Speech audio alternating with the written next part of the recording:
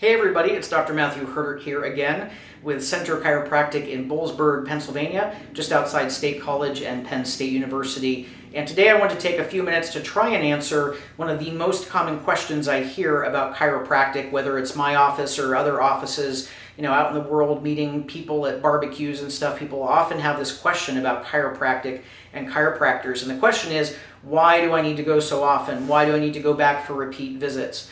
There are a couple different levels on which to answer this question. I'm going to try not to get too technical today, but to give you the quick answer and then give you a little bit of background on the anatomy and physiology so it makes more sense to you. But the short version is you have to do it for the same reason that you have to repeat with any sort of progressive process, whether it's muscle building in the gym, whether it's healing with a physical therapist, whether it's trying to keep your car from running out of gas or, fusing a piston because the oil hasn't been changed.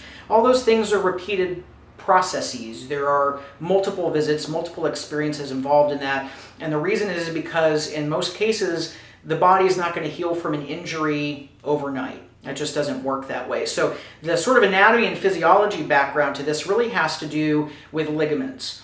Now, for all intents and purposes, for a lay audience, there are two primary structures that connect bones to each other. You have muscles and you have ligaments. Muscles' normal job in a normal healthy joint is to move that joint through a range of motion. Okay, so the example I use with my clients most often, because it's an easy one to relate to, is you contract your bicep and your elbow flexes, right? So that muscle contraction is moving the joint through a range of motion.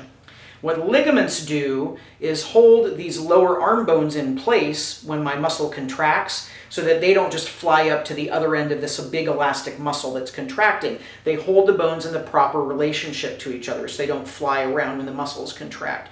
So this also directly relates physiologically to why healing with the ligaments doesn't necessarily occur overnight, why what we're up against in the healing process are ligaments.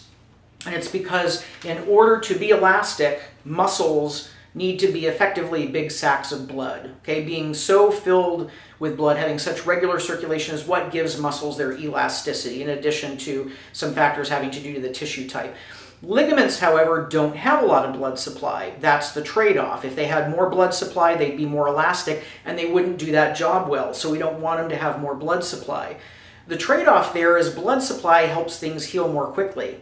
So it's why when you injure a ligament, and I honestly think most people's reference point for this is twisting an ankle badly. Probably most of you have either twisted your ankle badly or you know somebody who's rolled their ankle, gone to the doctor and been told, 6 to 8 weeks until that really heals up. The reason is when you roll your ankle, the bone goes to the side and comes right back. The muscles stretch out and come right back. The ligaments, however, get stretched, but because they don't have that blood supply, there's a gradual, slower healing process there over the course of days or weeks, months, hopefully not, where those ligaments will shorten and heal to hold that joint back in place again.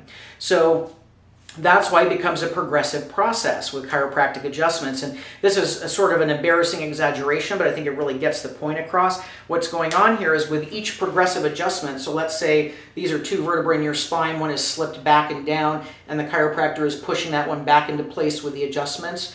It's like what's happening is first adjustment, it's healing, but it's sliding. Second adjustment, healing, but sliding less. Third adjustment, fourth adjustment. So it's like each time that vertebra is staying closer in place because the ligaments had a chance to heal.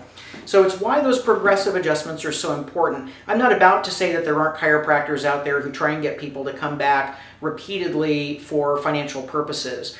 And I'm not saying that there aren't people who are really concerned about the proper healing process who aren't happy to be abundant and rewarded financially for the work they're doing.